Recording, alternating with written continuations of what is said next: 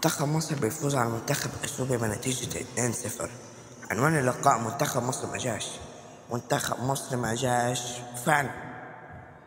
انت بالاداء ده على ارضك، لما تروح في بوركينا على ارضهم هناك، بوركينا لسه جاي من مكسب كبير على نادي جيبوتي بنتيجة 6-0، بيجوا في المركز الثاني ب 14 نقطة وانت في المركز الاول ب 19 نقطة. لا، لازم اللعيبة تفوق. فوقهم يا كابتن حسام، وانت فوق الاول بعدين فوق اللعيبة. طلع لي زيزو وطلع لي مرموش وتنزل لي دونجا وتنزل محمود صابر، تبديلات كلها غلط في غلط. لازم تفوق يا كابتن حسام، الماتش الجاي مش هزار. الماتش الجاي ربما تخسروا، بضيع علينا حلم المونديال. يبقى كل الجماهير المصرية متعشمة في الآخر تخذلهم. لا، بكل منتخبات العالم راحت، اللي احنا ما نروحوش ليه؟